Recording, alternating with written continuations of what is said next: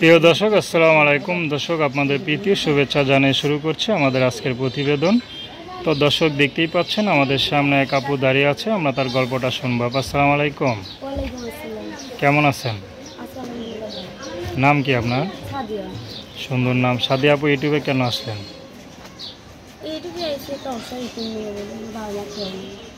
আচ্ছা, বাবা মা কেউ নাই? দাদির কাছে বড় হয়েছেন? কি করেন?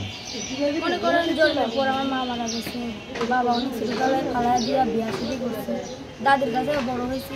দাদিকে আর নিজের মায়ের মতন দেখে, অনেক কষ্ট মষ্ট করে বড় হয়েছি, সিলাই মেশিনের কাজ করে মানুষের বাড়ি।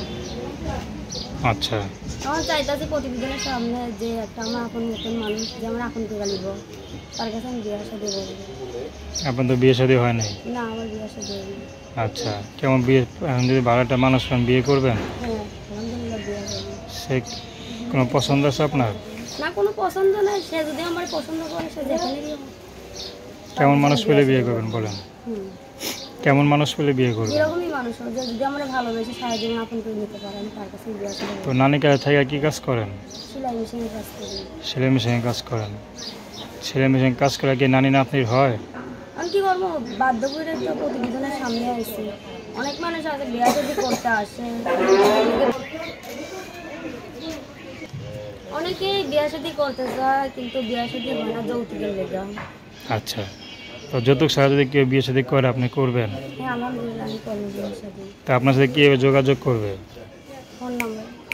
নাম্বার বলতে পারেন? না। নাম্বার কি আমি বলে দেবো? হ্যাঁ, আপনিই বললে দেন। আচ্ছা, আপনার নাম কি বললেন? সাদিয়া। সাদিয়া। তো দর্শক, আপনারা সাদিয়া আপুর কথা শুনলেন। তার নাম্বারটা হচ্ছে 01735002534।